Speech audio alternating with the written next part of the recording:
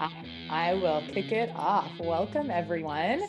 Happy to have you guys joining the first hackathon of Winter Games. Over the next hour and 45 minutes, the leaders of ASU's Learning Futures Collaboratory are going to walk us through a lively discussion highlighting best practices for creating active digital spaces. And then we're going to work together as a team to build a village of our own connected hub rooms. And we want to hear from you guys. So you are able to, unlike typical webinars, you're able to turn on your camera so we can see you and engage with you. And you are also able to mute and unmute. Of course, while you are not talking, we ask everyone keep yourselves muted, but we do welcome discussion. We also will be utilizing the chat feature a bunch. So if you could locate that on the bottom of your screen, we will be inputting into the chat. You can have discussions, insights, add questions for the group. And so we will, like I said, this will be a very lively and interactive discussion. So without further ado, I'm very honored to introduce today's hackathon coaches, the co-directors of ASU Learning Futures Collaboratory, Heather and Dan. Please take it away. Thanks, Annie. I see that we've got a good group here. I am hoping that everyone is super excited about building your digital world today. So I'm going to share my screen quickly and start a presentation. Present. All right. Are we all seeing my screen? Yeah, I can see it. All right. So this is a nice little preview of what you're going to be, the environment you're going to be building in. You can see that we've built our own little winterscape here. But oh, what the? Oh, it started very far in the agenda. All right. All right. So just a little bit quickly about me and Dan. We are your ski instructors for today. We have dressed for said occasion. I hope that everyone appreciates this because it is about 70 degrees in Phoenix, and both Dan and I are sweating in our ski clothing, but we are very excited to be here and be your ski instructors for this hackathon. We run a unit called the Learning Futures Collaboratory here at ASU, and what we do is we imagine the future of learning 3 to 5 years from now. And then we build proof of concepts and minimum viable products at scale to get us to that future. And we do that in collective action communities of practice. So these are groups from across the institution that work together, that work to bring these visions to life, and then to adopt them more broadly at scale. So all of the projects we do are really at scale. So we've done things like building things for our ASU 101 course, which is deployed to about 15,000 students every year. So that is our work, what we do. We come from a little bit of a different backgrounds. I come from building faculty communities of practice at Northwestern University, as well as doing simulation-based curriculum. And Dan, you've done things. Yeah, absolutely. Yeah, mostly working in education in Australia and the UK and and Dubai as well, but working a little bit different from Heather, more on the learning spaces side. So physical classroom design, and then the crossover with classroom and the online world, and trying to figure out that little intersection. So we have real complementary skills, which is why we probably both ended up in the same place as a co-lead on this fantastic project. And this is what we look like without the hats on, by the way. We usually have VR hair, to be honest. So our hair usually parts in the center, and we have that kind of virtual reality helmet hair that you see. But anyway, this is who we are and what we do. This is what we look like when we're all nicely coiffed. We do that sometimes. Why won't you turn? All right, so just an agenda for the day, we've got a long period of time ahead of us. And so we hope you stick with us, but you will come out with a tangible product at the end. And so that's really the goal of this. So first we're going to talk about, as we are talking about, we're part of the Winter Games, which is really focused a lot on smart cities, smart campus, smart regions, and smart technologies. We're going to talk about the intersection of spatial computing and XR for learning. And then we're going to have you do a storyboarding activity to start thinking about what kind of space you're going to create. And then we're going to give you a Mozilla Hubs and Spoke tutorial and building session. And then the goal for the end of the day is for you to take what you've learned, to go away, to play, to build your space. And then we will put it on display for a virtual tour that we're going to host on Thursday at noonish Mountain's time, but it's the lunchtime session, Mountain time. And so we'll have a virtual tour through all of the digital spaces that you've created. So you are actually building the Olympic Village for the ShapingEDU Winter Games, and something that you can take away with you to use in your teaching in the future. We should say that it is a little bit competitive as well. So we'll vote on Thursday for what we think is one of the best designs, and there's some prizes, there's some swag. We've got some t-shirts that come from one of our other projects that we've done with Dreamscape. And we've got some links in this presentation later on that you can have a look at what Dreamscape is and read a little bit more about what extended reality and VR looks like in a shared world. And we'll finish up with that at the end of the session. Should we dive into XR? Yeah. So just so everyone understands what we're talking about when we say extended reality, we're talking about the spectrum from augmented, that includes augmented reality, which means the taking of the real world and putting a digital interface over the top of it. Mixed reality, where the digital that you're putting over the real world is context aware. So if you have a couch and you want to put the thing behind the couch, it knows that the couch is there and you can put it behind the couch.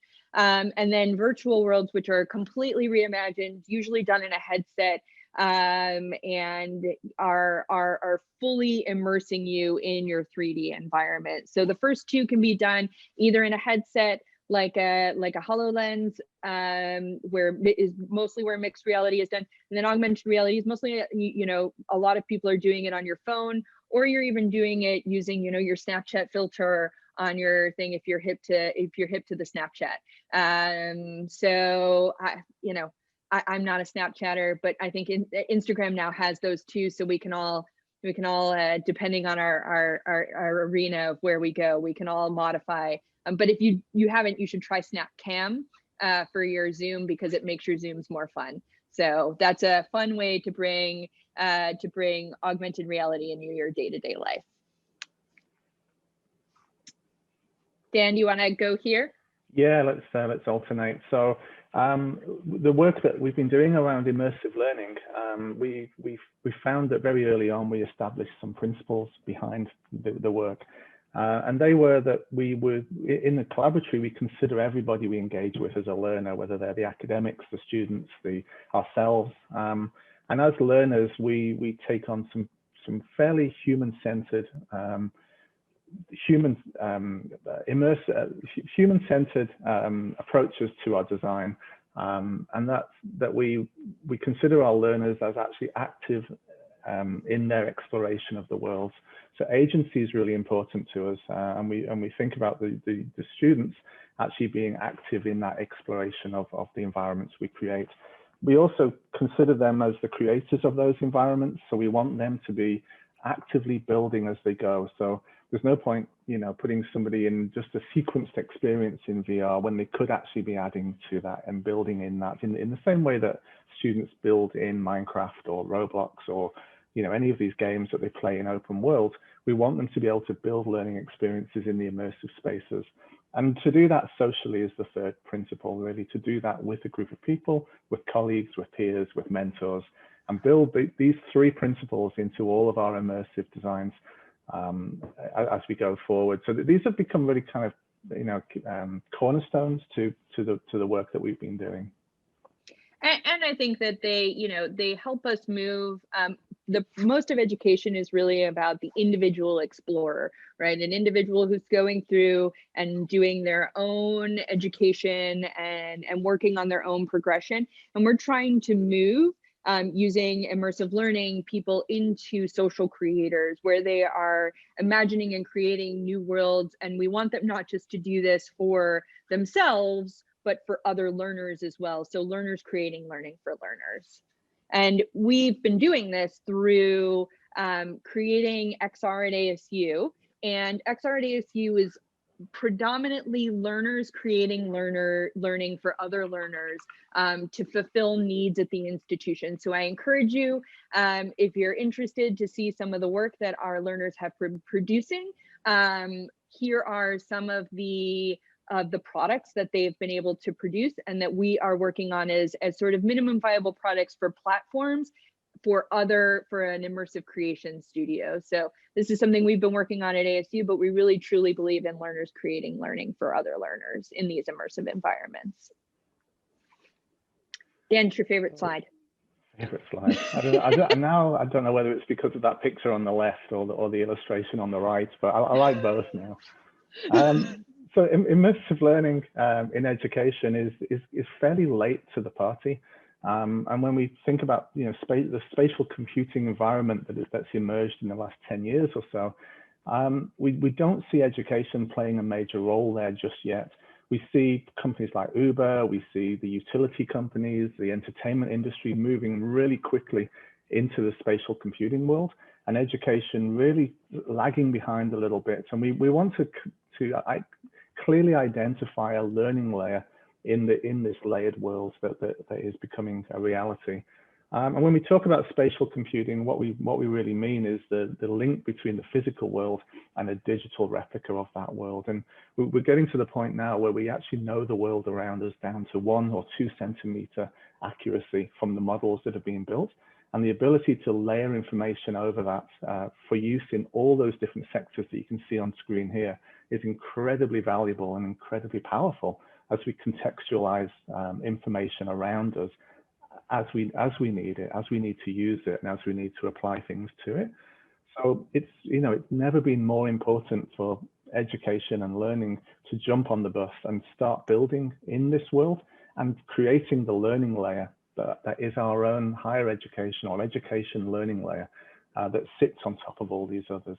And we can, once you create the space for this to happen, what we can, you very quickly start doing is bringing your instructional and learning designers into that space and ask them to start building in this environment and being aware of those other tangents that run through this as we go forward. So very, very important for us to call out the learning layer and the role for education to really move into that. Well, and education can also use all of the other types of data that feed into this real-time 3D environment, right? So you can start to, in these digital, as you build the digital learning layer, start to use, teaching energy and water consumption or pipeline, creation using real-time data that's coming from the other areas and the other sectors. So actually the learning layer incorporates many of the real-time data that you're getting from these other layers. So I think that we need to be thinking about, as we're going into these environments, really, how do we create the environments where people can experiment with real things in a digital space, as opposed to which is much safer and allows students to experiment and to fail in these spaces rather than doing it in the real world. All right. So we have run a number of design sessions where we've asked individuals across the institution, students, faculty, staff, people who build real-time 3D, people who are experienced with it, people who aren't, and showed them some of these environments and what could you do with this? And had them do ideation sessions. And really what we've gotten there, this is over like 200 ideas, right, Dan, this came from? That's right, about 180 in total. And then we've run the session several times, so we generate more each time. And in this diagram here, we've tried to synthesize those ideas as they've come in and think about what's at the center there is this idea, is this real-time 3D world and software that we're starting to use and design with. And around that are those 5 core domains, really. So when we think about immersive experiences, what do they actually offer us? And there's very little research out there to show that any particular experience is having a particular impact at the moment. And because of that, it's actually difficult to articulate sometimes what are the opportunities of XR. So rather than look at the research and the evidence, what we're focused on at the moment is trying to imagine the opportunities and the affordances of XR to let us build some minimal viable products that we can then conduct the research on further down the line. And when you frame it like that, it means that you can do some real prototyping and imagineering around extended reality to help you kind of envision some opportunities. So these themes came out very early on, that extended reality let you be somewhere else, be something else, let you travel in time, let you feel something and do something. And those kind of key core affordances, when you break them out, you know, being somewhere else means you could be in a volcano or underwater or inside a cell. You could watch a show or a performance. Being something else means you don't just have to be yourself. You could actually be a president, a zookeeper, an animal you can see as you read through these on screen. It's interesting, you can change identity, and not just identity as a human form. You can become an object. You can become a camera, the lens of a camera, the aperture of the lens of a camera, and start to understand the world from different perspectives. And traveling in time, you know, time in VR can be speeded up, slowed down. You can jump through history, jump into the future, watch seasons change, speed those up and slow them down. And as you do that, the thing that we know that happens in extended reality experiences is emotions become heightened. You feel something much more compelling. You feel a sense of belonging. You might feel a sense of belonging. You might feel scared or fear, depending on whether you're playing, you know, some of the horror genre that are out there. Are you playing Alex Half-Life? I might be playing with the face grabs again. And you know, it's not just about, you know, heightened emotion. It can actually be used for meditation or relaxation. I think that's a really interesting area, as well as fitness. You know, fitness has become one of the real growth areas in virtual reality recently, because people are finding the motivation levels are really high for people training and using fitness apps in VR. So when you can do different things in these worlds, you know, and that doing something could be anything from practicing a skill to repeating a skill over and over again in like a Groundhog Day style activity, or making something or performing an experiment, then really the world can be anything, you know, you really want it to be, you know, without sounding too cliche. And I think these 5 domains really help you to think about the world more than just replicating what already existed. And I think we've seen enough of that with experiments like Second Life, where the world that most of the educators created in the virtual space looked a lot like a classroom and had seats and rows and the teacher stood at the front, but didn't really think about, you know, what does that classroom look like in a different world? What does that classroom look like if you're the teacher, not the student? What does that classroom look like if it's not a classroom at all? If it's actually set on an alien planet and the seasons around you are changing, and the world, you know, the gravity is changing. What do all those kind of opportunities afford us? So this diagram has become really valuable for us and to help us to think through all the opportunities, and we keep adding to it. You know, the more we talk and run these sessions, the more we change out these examples as we go forward. And so what we are trying to get to is this idea that you should be thinking about the experience you want to create, not just the tool. A lot of people are starting with the tool, and there are, as you can see, this is the XR landscape done in 2020. There are, you know, thousands of tools on this diagram. And in education, often we start with, you know, we've been given a particular tool and now you need to figure out how to use it for your learning. And instead we want to flip that script and say, let's think about the experience you want to create in extended reality and in immersive learning, and then think about, and then use the right tool for the right job. Because the options are endless, and depending on your skill or level of experience, you can use, and this is growing. So like this is completely out of date, even though it's only a few months old, and the pandemic has really accelerated development in this field. So companies that didn't exist a year ago are now making millions and millions of dollars and growing exponentially, because people have realized that this 2D world that we are currently living in with the pandemic just isn't enough.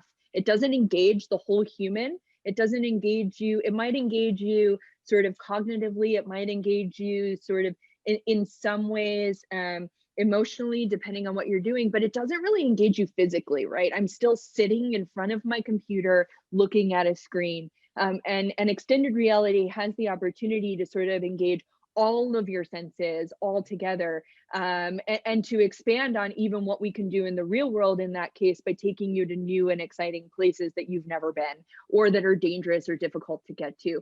So really what we're trying to say here is that this is a growing field, and the technology is growing and improving at a rate that it's never improved on, it's never grown at before.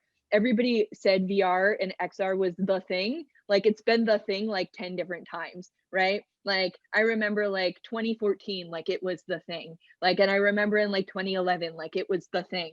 And it was always going to be there. But now I think we've really understood what the value of it is, and the technology has gotten to the point where it's accessible to many more people, because you can do it multimodally. You can do it in a headset, you can do it on a computer screen, you can do it on a phone, which makes it much more available to many more individuals. And your average XR headset now is $300 for the best XR headset. That's less than this thing that I carry in my pocket all day, every day, right? So with the prices coming down and the technology increasing, we're actually moving into a place where XR becomes a real viable option for many people. All right, Dan, take it away. Okay, so we starting with it in XR, I know people come at it from all different levels, and if you're a seasoned programmer, you'll be thinking about XR very much at the code level. If you've never programmed before, you'll be thinking about XR as something that you might want to start to build, but have no concept of where to start. So to take a more of a tiered approach to thinking about XR, and to help us think about pathways into working in this space, we've really focused on 3 different areas. And the idea that we can use existing resources, we can take some of the applications that exist on our phones and very quickly start building and using resources in our teaching. So that would be something like going to any of the 3D libraries that are out there now, and using 3D objects in your teaching. The Smithsonian, for example, the Smithsonian 3D library has hundreds of thousands of 3D objects that you can download and use, and students can open them up on their phones or their laptops or desktops and actually explore those objects in detail. You can tag them, label them, name them, and people can use that as a discovery experience. Really simple, a very entry-level way of actually using XR without having to use any code, without having your students have to have any special equipment. Really a nice, entry-level pathway. And then we think about building XR, and we think about using tools that exist out there, or tools that are construction tools.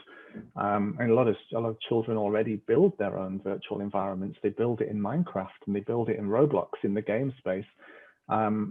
We've been playing with quite a few tools, using things like Mozilla Hubs that we'll use today, but also using a lot of the tools like Adobe Aero, which lets you very quickly build augmented reality experiences that can then be shared as well. But these are fairly simple construction tools that give you a selection of objects that let you then build and then release into the community.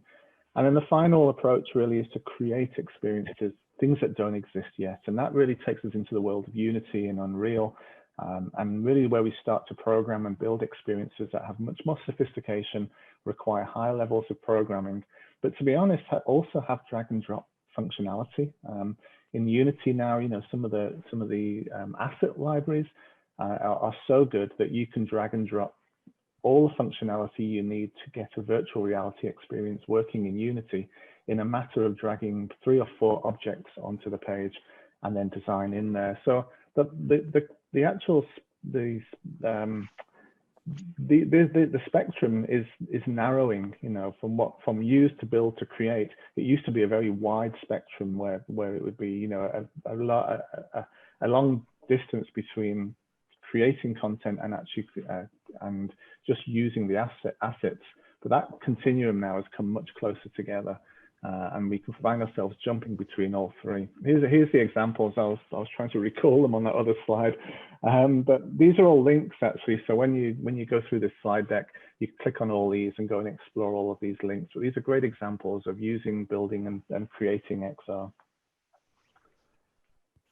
All right, so we're ready for our first activity. We're actually running right on time. I am proud of us. Are you getting hot in your hat, by the way? What? Are you getting hot in your hat?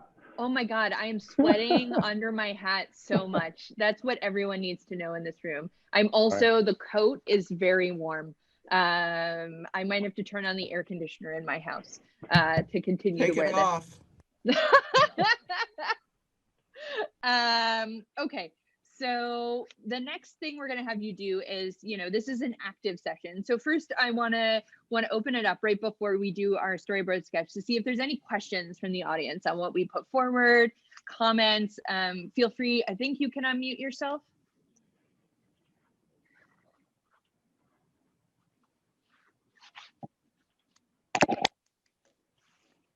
Yes, everybody should be able to unmute themselves.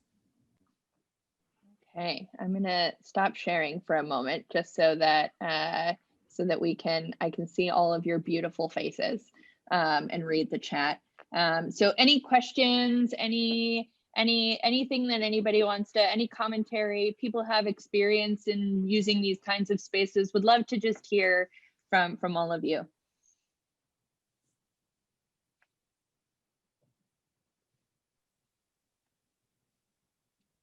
I put the slides in the chat, by the way, so if you need to follow along, you can see the links there. Can you hear me? Yeah, we can hear you, Judy. So this is fascinating to me, something that I've thought about for a while, but I have to admit that terrified doesn't even begin to capture. So you may be sweating because of your hat. I'm sweating because of the terror that's coming across me and trying to think of how this is all going to fit in. So hopeful and terrified.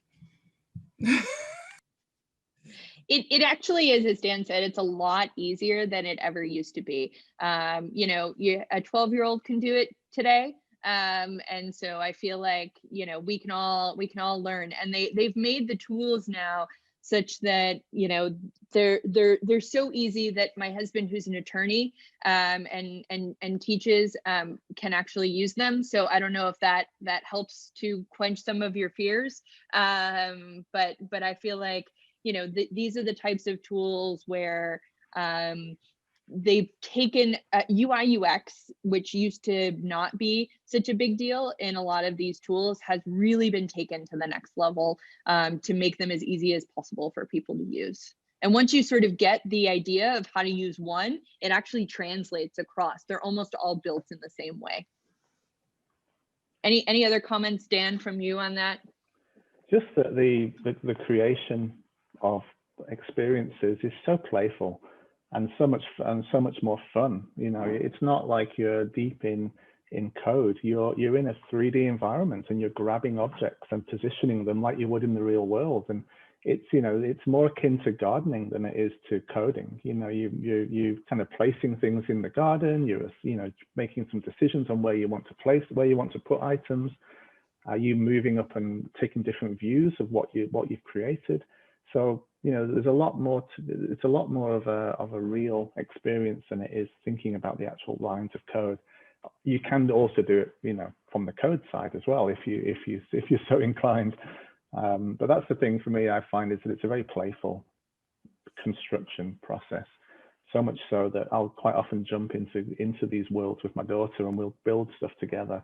We'll go into Roblox or into Minecraft and just build some stuff for the fun of it. And even if it's just just for one of the things she's been doing recently is building worlds for her friends who are having birthday parties, and then having the party in the world. So they build a little world with a cake and a little thing so they can do, and then they all meet there on the day because they can't meet face to face.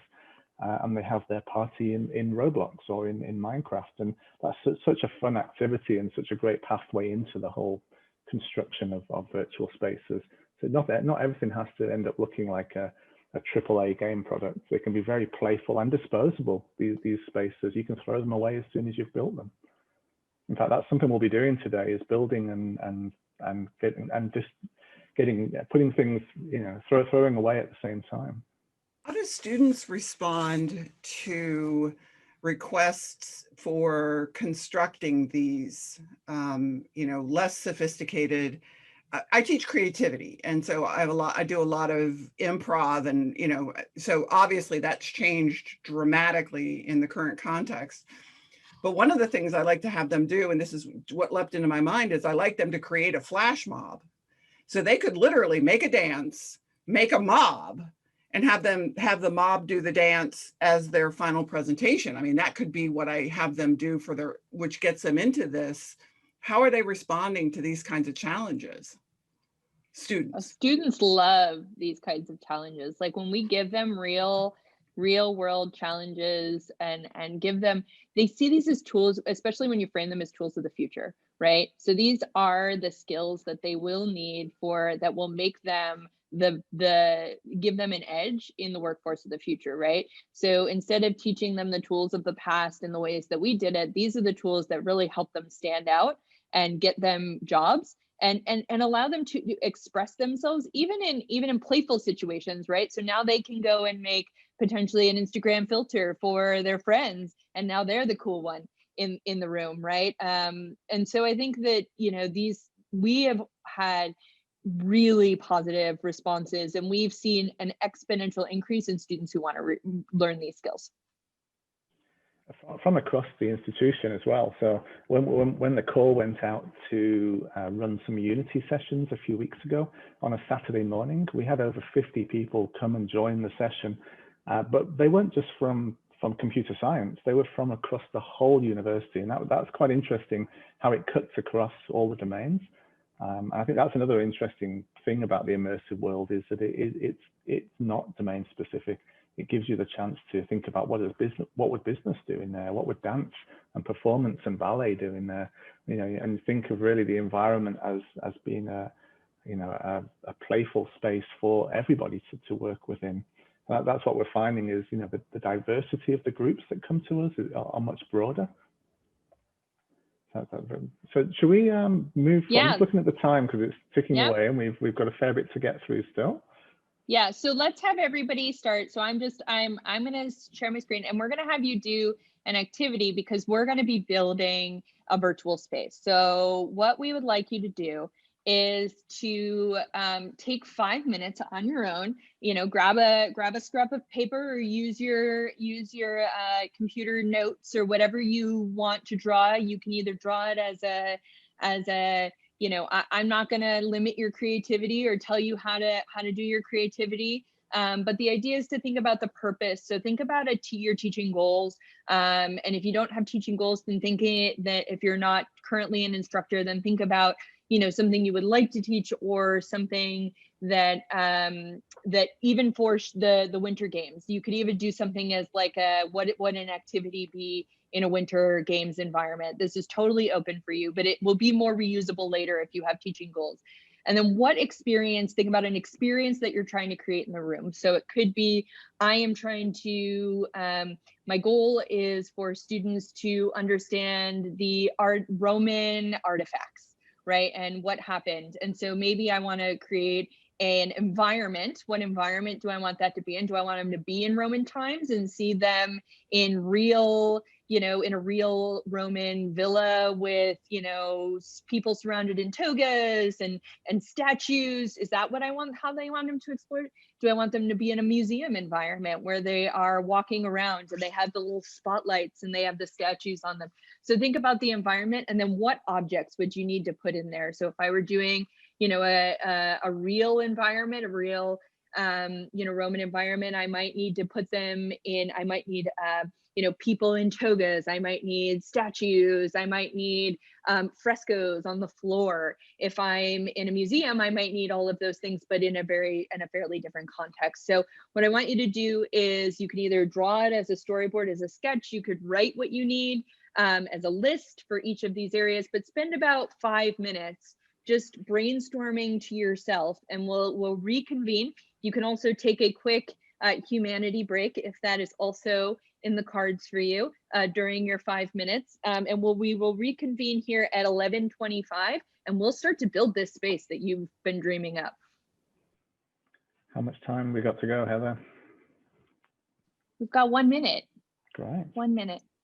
If anyone's struggling, I'll just share you. Is that the music? Yeah. If anyone's struggling, I'll just share some of the thoughts. I'm thinking of doing a room that looks out onto some snow maybe, and in that room are some artifacts, and I'm thinking I want dinosaurs. I want it to be fun and playful. I want to see dinosaur bones in this room, and I want to walk around and actually pick them up and play with them and interact with them.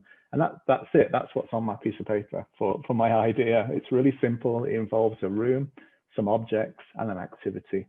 And that's all I'm actually looking for, is something as simple as that. I may even just build that along the side here while we're waiting. Dan's going to have it fully built by the time I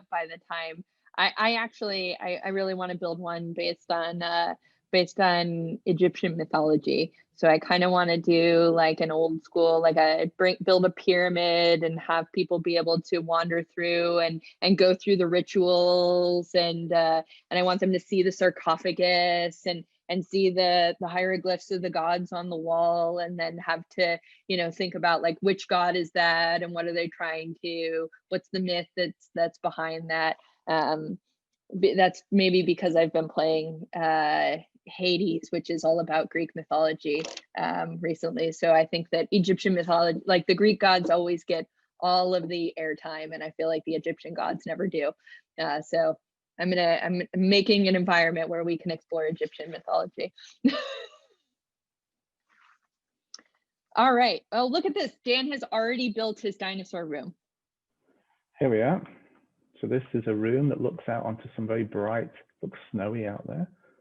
And there's a mammoth in there, and this is called a spawn point here. So when people join this room, they'll start off at this position at the back here, looking at this mammoth. So this is the tool we're going to use a little bit later on. I'm just getting a little sneak preview of what it looks like. So just that idea, just that very quick idea, I was able to go in and search for a ready-made room. I just searched for a snowy room, and I found one that actually has a kind of the look and feel of a snowy room. I searched for basically the word mammoth and found out this dinosaur, and I just added it to the room, and now have myself a little scene that I can actually publish.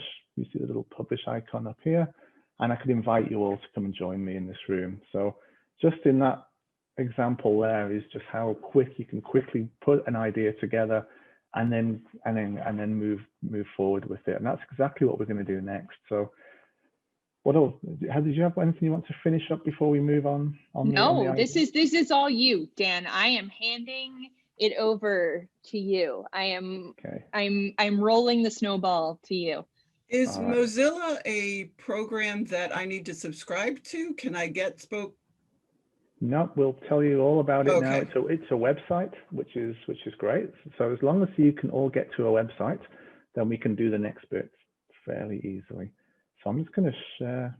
We have Carol with her hand raised. Carol, did you want to unmute? Yes, I'm unmuted. So I have a question. What kind of interactions can be done in this room? Because that's what I was thinking about, creating a collaborative space. Is it mainly just moving around in it and viewing things? If you could clarify. Sure. So let's go in, and rather than answer that question, let's go and find out, because I think that's exactly what the next piece is about, is exploring the environment and just starting to see what are the options that we have when we're in one of these rooms. So before I do that, Heather, I'm just struggling to share this because I've got the other stuff open. Heather, can you share that slide? Yes, I can. I can cut in when I need to with mine. There we go. Okay, thanks, Heather. So we are going to use Mozilla Hubs and Spoke. So if you've not come across this before, it's a tool which is web-based. It's both a creation tool, which is the Spoke part, and a social environment, which is the hub part. So what I've done here is I've built us a little place to go and meet up in hubs. And I've built a little room called the Winter Games Olympic Village. So to get to this room, you'll need to, I'll put this link in the chat, is follow this link. What it's going to do is it's going to take you to a website. But the thing we need to do is to mute ourselves in Zoom. And then when we arrive at the website, unmute ourselves in hubs, because we'll be using our microphone on the website, not in Zoom.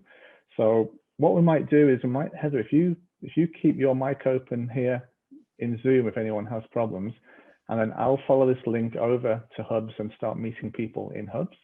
And then hopefully we can pick up any stragglers along the way if we lose anybody. So there's the link in the chat. If you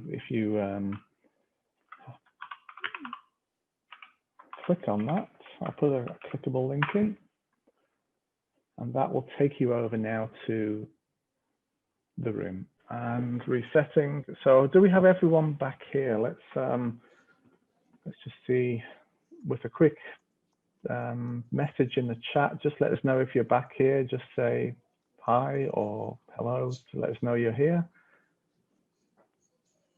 Great, I see them all coming in.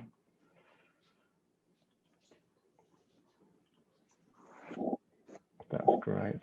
Okay, so that brief experience was hubs, and what I want to do now is just show you some examples of how hubs is being used elsewhere, so we can get some ideas around what else you could do with that environment. So while I just switch on sharing again, give me 1 second. All right, so I'm just going to jump and just down to some of our links at the bottom of our presentation. I'm just going to jump onto this one here to give you an idea of how this could be used. So this is a great little project from an artist in the UK who's put together an exhibition space for her students. I'm going to enter this room. You don't need to join me. You can always do this later on. I'm going to mute myself as I go in. And you'll see this room is designed as a little gallery. So we've got 3D objects, we've got artwork on the wall, we've got some information on the wall as well to tell us about each piece. And we've actually got some videos embedded in here as well. So as I get closer to this video over here, it'll start playing the audio. This is a little game design that one of the students has done. And I can actually increase the volume on that and listen and watch that and then move away again. So what a great idea for demoing and exhibiting student work. So this project is in our slide deck, and it's down at the end, so you can go and explore this yourself. And what's nice about this gallery is it has a blog from the lady who created it that shows you how it was built as well, and how they managed to get such nice effects and results. So this really gives you, not just a good example to explore, but also one that you can go and follow the instructions afterwards as well.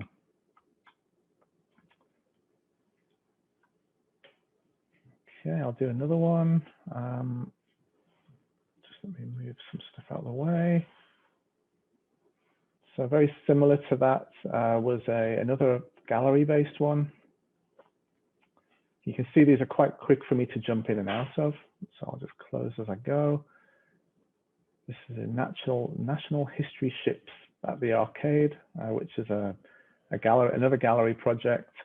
Again, some physical space to walk around and artwork on the wall. And with each one of these, I can get up close and inspect. And where there's videos, you can watch videos. So really nice way of exhibiting and showing artwork. I'll just do one more as well. This is well worth looking at, the Ars Technica. So this has got hundreds of projects on here which are worth looking at.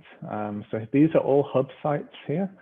Every one of them will take you into a virtual space where there's exhibitions, music, and all sorts of places to explore. So highly recommend after the session going and exploring hubs and just seeing what the full range of things are that you can do in there. Because it's quite inspiring when you see what's possible. But what we're going to do next is go in and actually build our own home, our own page. Get to the right page.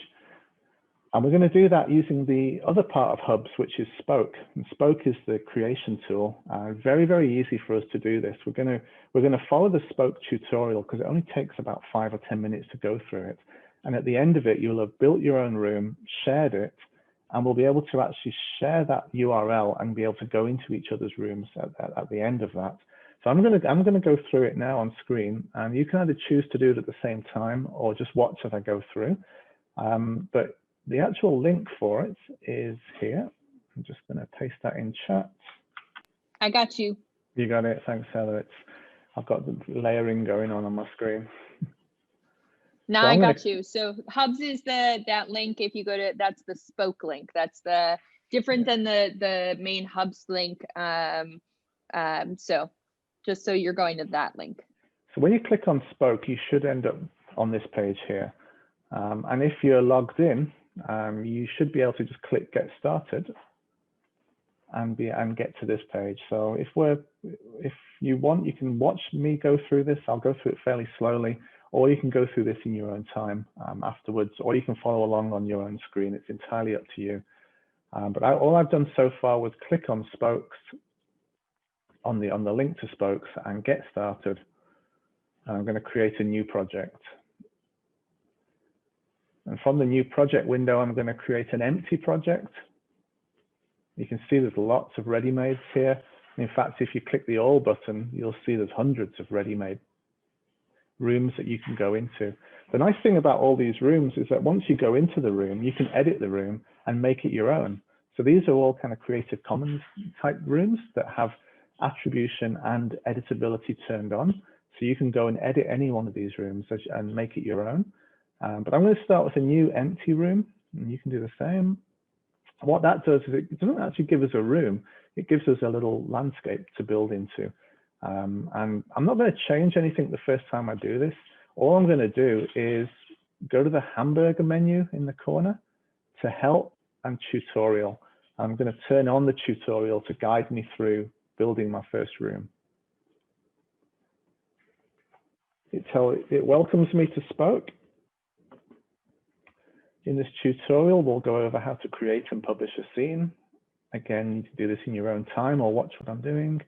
So the first thing it tells me about is navigation. So it tells me that I can use my left button to orbit. I can use my right button to fly along with the WASD. So this is what's a little bit different than the other hubs. Now what we actually can do is actually fly around the landscape, not just walk.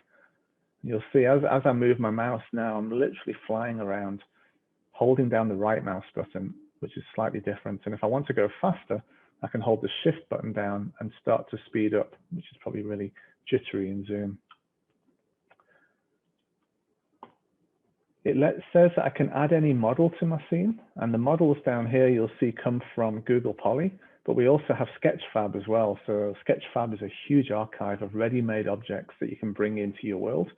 Google Poly is a low poly version of that, so it gives you lots of objects that don't take up much memory in the world that you create.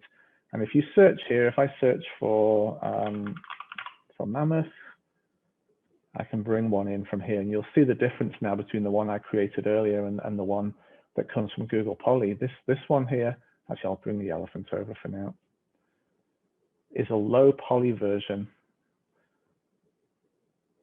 So it tells me when you bring the model over, while it's still highlighted, you can use Q and E to rotate and escape to cancel the placement. And that actually places it down in the world. I can select the object just by clicking on it, and I can use Shift if I want to grab more than one object. So if I bring a whole herd of elephants in here, like so, I can use Shift, and I can click on all these elephants at the same time. You see I've got 4 selected on screen there. If I want to focus in on those elements, that is zoom in and see them, I just press F on the keyboard. If I've got one selected, it'll just zoom in on that one elephant. So that helps you focus on the thing that you're trying to edit.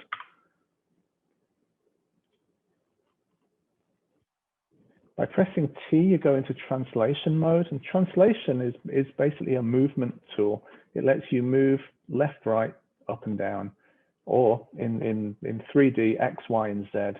There's a nice little trick here that you can use. X, Y, and Z relate to RGB, red, green, and blue as well.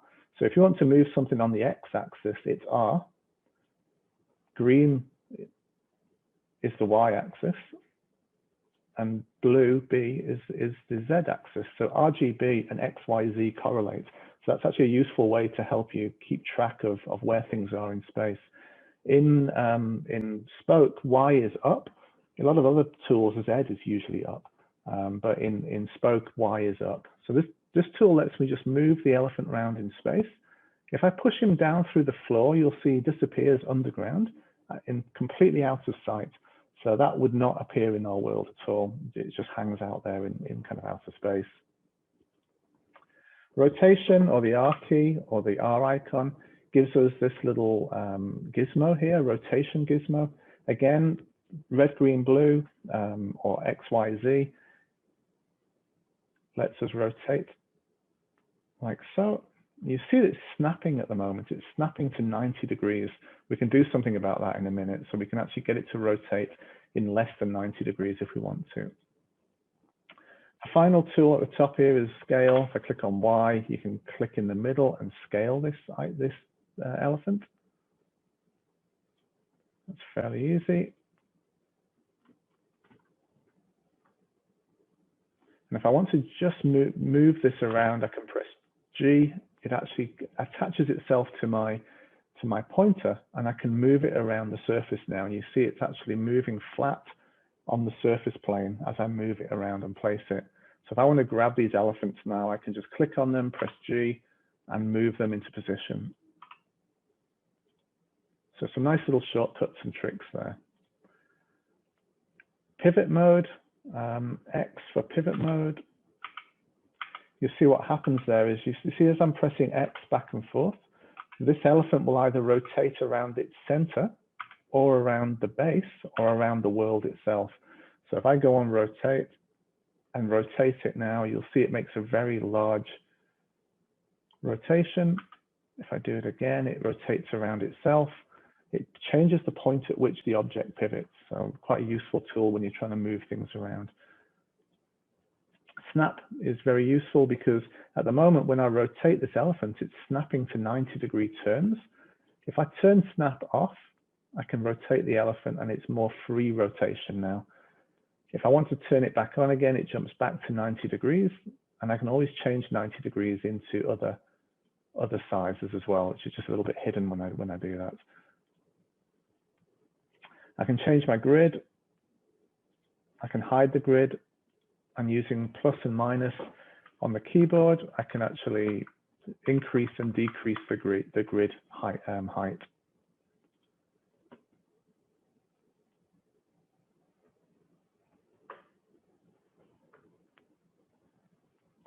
Okay, every object that you add to the world has properties, and if you click on any object, you'll see on the side here that object can either be collidable, which means that you bump into it, you collide with it when you're walking around the world. It can be walkable, which means that you can stand on top of the elephant and walk on top of the elephant. It can cast a shadow, which means it literally will lay a shadow onto the ground underneath it. Shadows are quite useful because if you look at this elephant now, you realize it's actually floating because the shadow is so high on the ground there. So I might actually want to use shadow as a way just to help me find where ground is, which is always quite useful.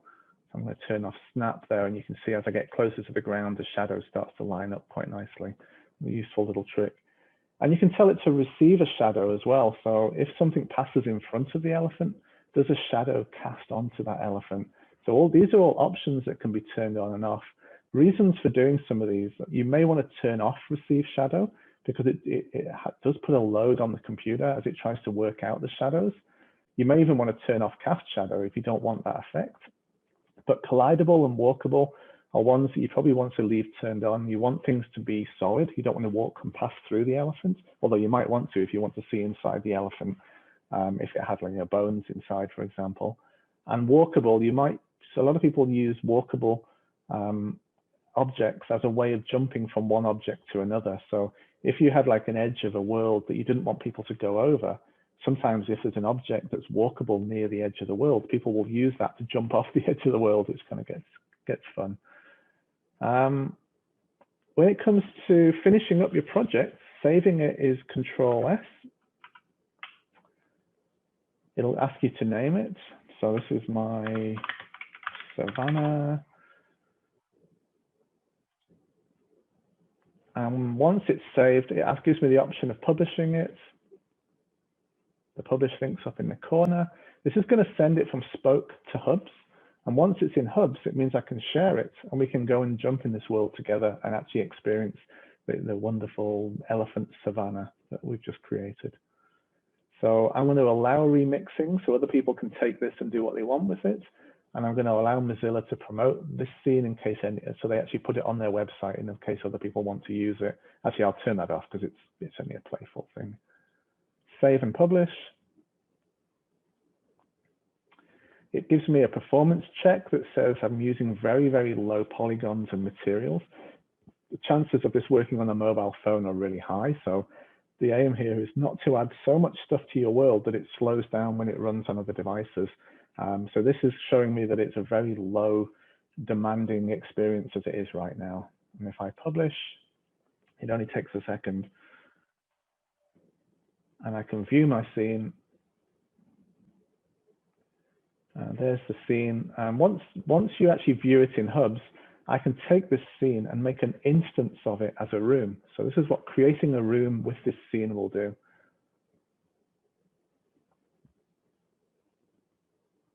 Here we are. I'm going to enter my room. And now I'm in Hubs and I can move around like we did before in the room. I can share this with everyone. I can take this link here, copy it, put it in my chat. Okay, so I just shared that URL in the chat.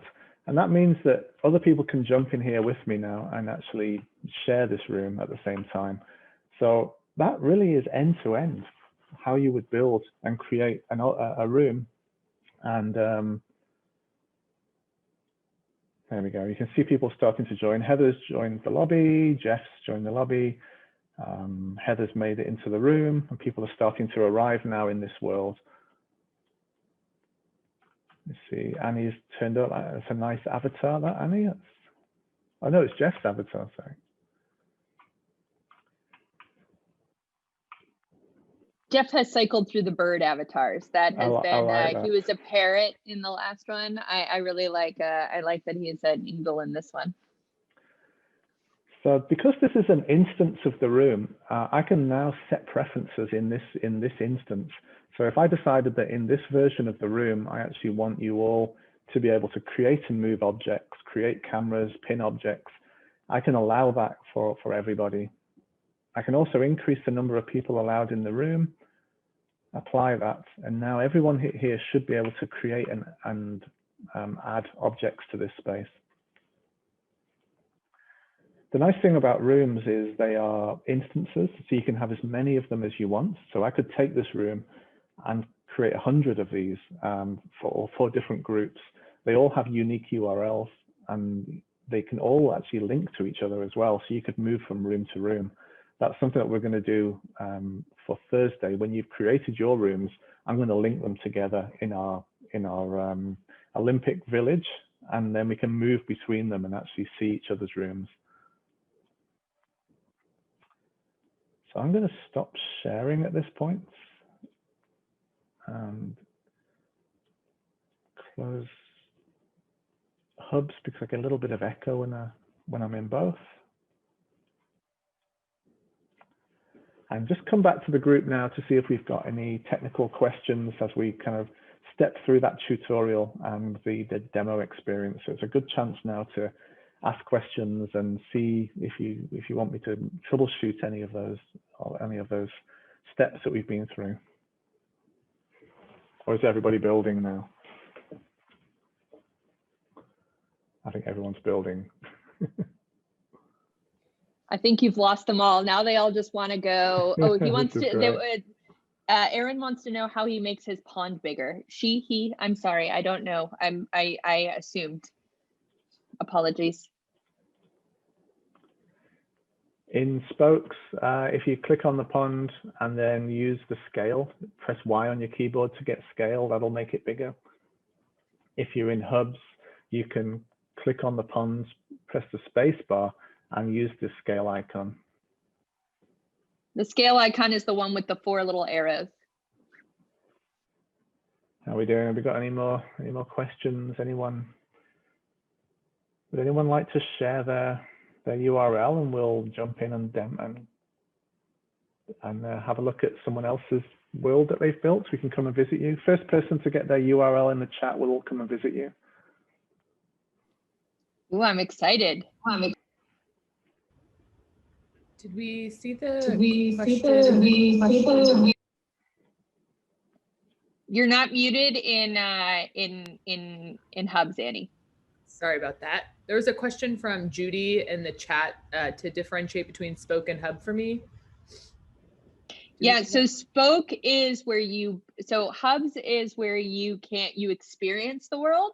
So think about it as your production environment, right? So whereas spoke is where you build your room. So you can build and customize a new room in spoke, and then you publish it to hubs, and it becomes a place where people can add to that room and build in that room, but in a much more limited way, right? So you can add objects and things. You could just build your whole room in hubs if you wanted to, using the tools that are in hubs, and you could pin them so that people can't take them away. But spoke allows you to have much more, takes it kind of to the next level, gives you access to many more objects, and gives you a lot more freedom to be able to move and place things where you would like them to be. It's a little bit easier to navigate because it's more of a builder tool. So Freddie was just asking as well about, is it better just to play in the world or go through the tutorials? It's actually interesting. There's the documentation that comes with spoke is actually really good. So when you're in spoke, you'll see all the things you can add in spoke. There's lots of little objects. Every one of them has really good documentation. And there's actually not a lot of them. There's only about 12 types of thing you can add to the world. So if you work your way through those 12 objects, you would have learned spoke from end to end within those 12 assets. And I'll just show you what I mean by that. So I'll share my screen again and just jump into spoke, get started and put a new project together. What I mean by that is these elements at the bottom here. Actually, there's about 20 of them, not 12. I tell a lie. There's lots more than there used to be. Every one of these has a really good documentation that goes with it. Some of them are really obvious. So if I put some objects into the world here, some fish tanks, and I select them,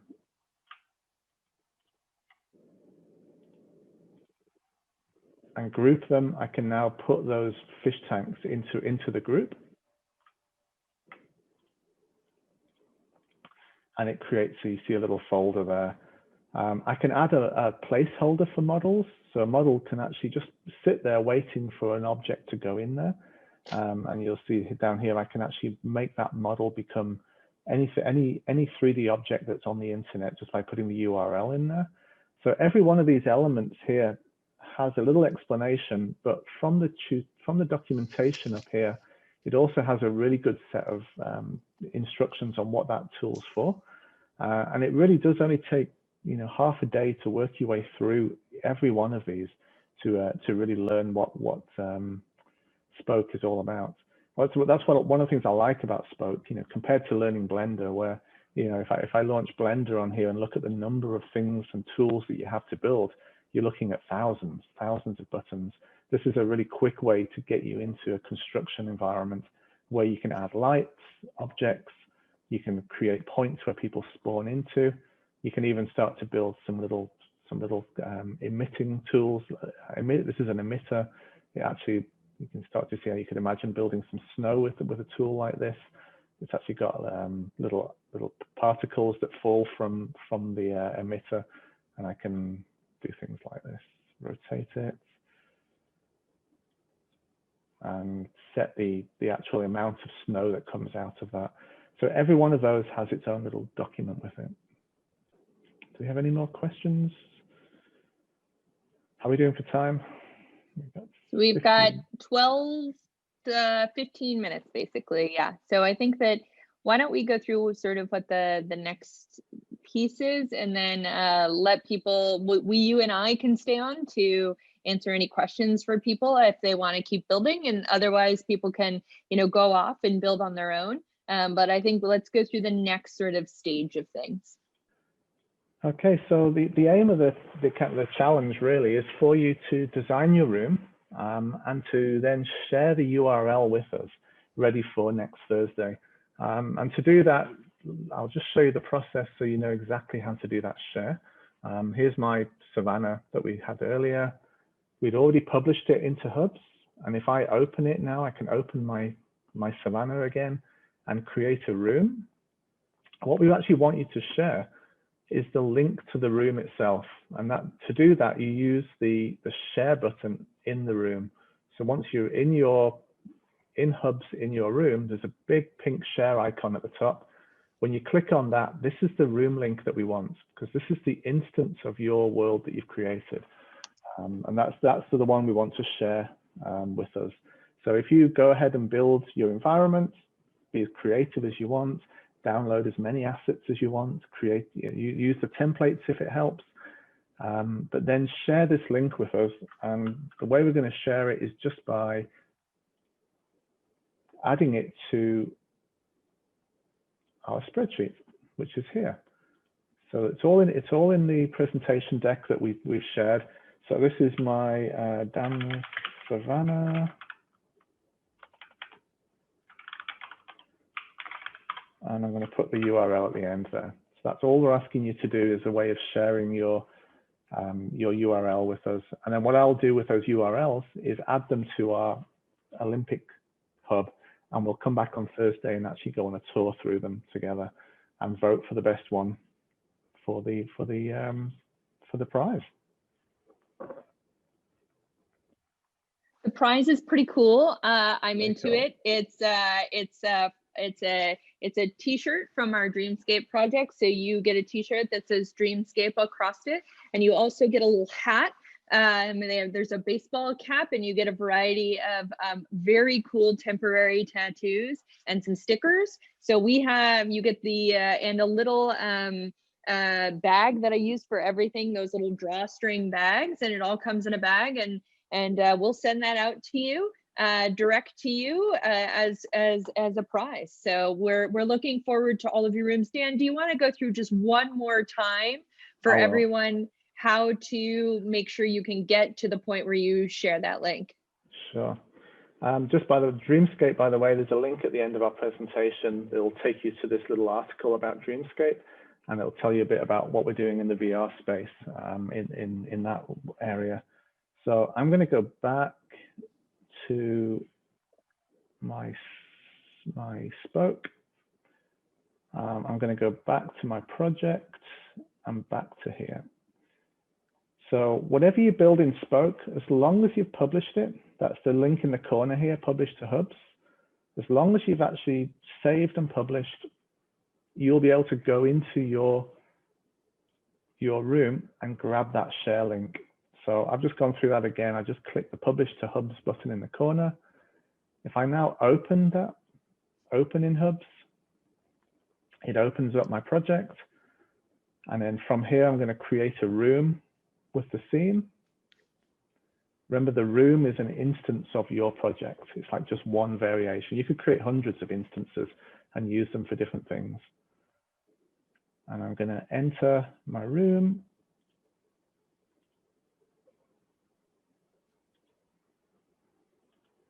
And from the share icon here, I'm just going to copy the share link.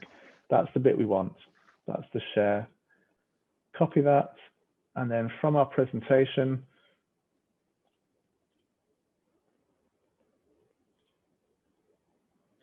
which I'll have to just bring over, we've provided a link in our presentation to that spreadsheet where we can just capture those URLs.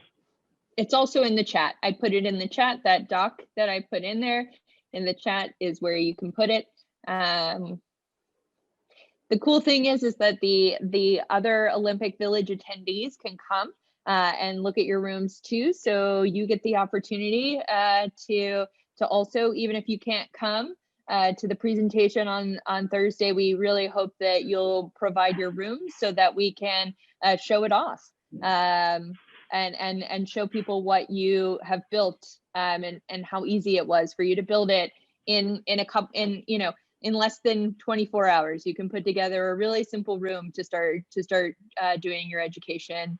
You could even, hey, you could even do your next happy hour meetup in a hubs room. Eschew the virtual, Zoom happy hour and do it in your hubs room. But I think that's it. And so Dan and I will stay on for the next 10 minutes, just hanging out in case anybody has any questions. But if you want to go off, build, take a humanity break, please do. We're open for questions on Spoken and on Hubs and Spoke. We're also available for questions on immersive learning. Anything you want to talk about, we're here for the next 10 minutes. Otherwise, we'll let you go and take that 10 minutes to make your room. I wanted to tell you, I played around with my iPad a bit just to see, and I do like using the iPad for moving around. It works much nicer or more nicely than the mouse. But it doesn't work with spokes. So that's one thing. You can't build a room with the iPad, which is what I was trying to do as well. Just because the pen, maybe you can. I worked on it for 10 minutes, but the pencil itself doesn't seem to interact with spokes. But anyway. So I wonder, I mean, that's a really good option. The other, if you want to be building instead of in Spoke, you could just take a prefab room for Hubs and then just add the objects in Hubs. It might be, if you have an iPad and if you're asking learners to do that, and they don't have access to a computer, and they only have access to iPads, that could be a really nice workaround. They still get to add all their objects. It's a more limited set, and they get to move them around, but they don't get to necessarily do the full build out of the environment. So there are still options with that, but we can look into what the opportunities for using Spoke with an iPad is. A lot of the builder tools, you're right, do require at least some sort of computer, but not even a really powerful one. You could probably do it on like a Chromebook or something, but as long as it has an internet connection. Yeah. You need to use multiple finger touch interaction to move things on the iPad. There you go. Look at that. You've already got an answer. You just can't use your pencil, so you'll have to use your fingers. Yeah. Well, that's what I was using. That was actually really nice because the movement I found in my browser with the mouse was a bit jerky, whereas the movement using the iPad and using just my fingers was really smooth and much preferable. So in some ways, I can see building it on the PC, but if you want students to interact in a more seamless way, the iPad seems really good. So. Awesome. I haven't pulled it up on my iPad yet. I have to dig it out and dust it off a little. Maybe I'll put it on my phone. Yeah. Hey, if you can use your fingers, I bet it works well too. But, yeah, I haven't tried the whiteboard yet, so I'm going to try the whiteboard with a pencil, see if that works, because I just can't stand writing with a mouse. No, it's evil. Nothing looks good writing with a mouse. Right. In the docs for Spoke and Hubs, it's got a list of all the devices and all of the control inputs for them. Oh, great. I'm just going to pull it up and then I'll share it. But what I remember when I read it the other day, it said actually at the bottom of footnotes, if you do it when you're in VR, you can actually pick up objects and place them, which would be really interesting for placement, with no control. And you can use the controller in VR. You have these these controllers, which you probably can't see, but they have a little D-pad at the top, which lets you navigate. So you can pick an object and push it into the distance with that. So I'll get that doc up because it's quite useful because it's got all the different control for different devices. Dan, do you know if it does finger tracking? Does it do with the Oculus? Can I use my hand tracking? Not tried that. Finger tracking supported in WebXR, so it should do. So it should do, right? Yeah. Well, so now I know what we're doing tonight. Dan and I are going to go after this and put on our VR headsets and try to use hand tracking. But I'm first going to take off my hat, but then it'll just be replaced by VR hair. Well, thank you so much. This has been really interesting. I'm already imagining how some faculty I work with could be using this. So this was fun, and I'll see if I can get around to building a room and sharing that. Awesome. We're excited to see what you all build. Thank you. Any other questions, comments, concerns?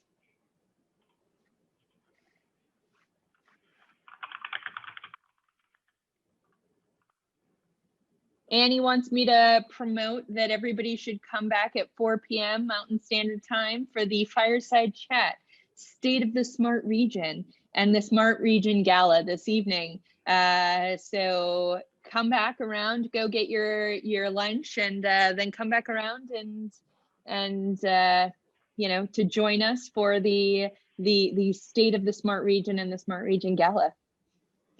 I've never been to a virtual gala. Do you say gala? Gala. Gala.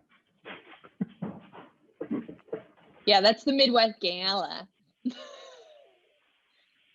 What VR? So I gave a question about what VR gear do you recommend? And so I think that so it depends on what you're talking about using your VR gear for. So Dan and I both have Oculus Quest 2s. They are about $300 for the headset, and they offer you a wide range of opportunity. The best thing is that they're untethered from a wire, and you don't need a gaming PC to make them work, right? A lot of these headsets need gaming PCs, but the Oculus Quest is really a consumer headset that's fairly inexpensive, about the same amount as your Xbox. And you can download lots of games. You can also sideload games onto your headset, and you can even do it wirelessly. So, and if you can also use cloud computing with your wireless headset to get more rendering and offload that into the cloud. So there's lots of options, but I would say the Quest is the best on the market. The challenge with it is the Facebook accounts. So if you're doing it for schools or you're doing managed devices, it costs about twice as much to do managed devices with the Oculus Quest, because you have to buy the Oculus for Business account. So that's a little bit more expensive on that route. How do you feel about the Vive or those other ones, Dan? What are you thinking? They're great, and they work equally as well as the Oculus. What were you going to say then? I got excited about the Pico Neo, also a good headset. Yeah, there's lots coming to market, and the next 3 to 4 months there's lots of competition for Quest. But Heather's right, the Quest is kind of out the box. You put it on your head, you don't need any wires, and it has its own ecosystem like Apple. You go to the Oculus store, you buy your apps from there, and the whole thing just works. But you can, what's nice with the Quest is you can plug it into a gaming PC if you want to. So you do get that, you can actually make it do some of the more higher end things if you want to go down that avenue. But you're right, the Facebook things, for some people that's just a showstopper. If they don't want to have a Facebook account or use one, that really stops you from using that device. Yeah, so then there's the HTC Vive, which is fairly similar to the Quest, and HTC is coming out with a new headset this year, correct? They have announced, and then you also have the Pico headsets, PICO, and they have the Neo, and they have sort of a Quest competitor. We tried them on at CES last year. They were really good. I was impressed with them. So I think that there's a lot of options in the market. and will be more and more and more as the year goes on. I think a lot of companies are going to release new headsets. Do you know if any of those new upcoming headsets are going to be wireless like the Oculus? I don't know. I haven't looked at the full set of specs for all of them. I know that some of them now will have eye tracking in the inside of them, so they'll actually watch your eye movements, so that when you look at something, you actually it will look like you're looking at it, instead of having to. Right now in VR, you have to turn your head to look at something, right? So it'll be more like when you turn your eye, you'll actually be able to. It'll look that way, which will be interesting. Wow. I wonder how if that'll make you feel sick or anything. No, I think it's be better. The renderings. Yeah. Oh, yeah. What it'll do, it'll render more detail where your eye is focused. Oh, okay. So it uses foveated rendering to simulate what your eye does anyway. You know, if you look straight ahead, the things that are on your periphery aren't focused clearly, even by your human eye. So it kind of replicates that, and it's a cool idea because it reduces the load on the headset. It doesn't have to process as much information, only what you're actually looking at. So it's a very, very kind of clever step. That's amazing. Forward. Yeah. That's what Magic Leap was doing the same. Magic Leap did it though through the lenses. It put 16 layers in front of your eye.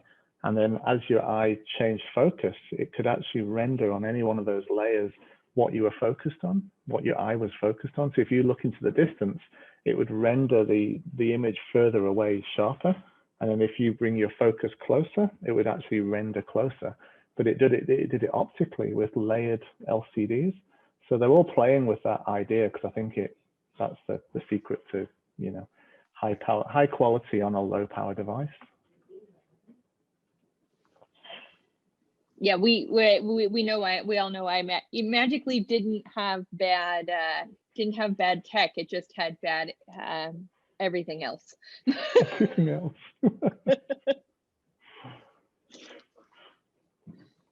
Yeah, it's a good question actually. What wireless headsets are coming out, because that's the secret to it. Is, you know, getting a wireless headset versus a wired one is a completely different experience. Because 6 degrees of freedom, where you can go in any direction you want and walk as far as you want, makes a huge difference. You know, imagine using a headset in a gym where you could literally run the length of the gym and have your play area the size of a gymnasium. That's completely different to having this wire trail behind you to a computer. It really opens up things. Most definitely. Yeah, I purchased the HTC Vive a while ago. But I think Night Labs, we have multiple VR headsets, right? So we got the new Oculus that are completely wireless, and it is life-changing, night and day. I swear, I can't go back. So we actually sold our Vive, and we're like waiting for the next wireless headset to come out. Yeah, it's the way forward, isn't it? It really is. It's the HP Reverb, I think, is also. Oh, the Reverb, yeah. The Reverb I think they're 2 coming is with a wireless. Yeah. They're a little bit more expensive, aren't the HP ones? Yeah, but the field of view is wider. Yeah. Which looks really good. Well, I think we're just coming to the end now, 12:32. Thank you, everyone. Thank you so much. And hopefully we'll see you again on Thursday. Thanks, everyone. Thank you. Bye now. Bye now. Bye-bye.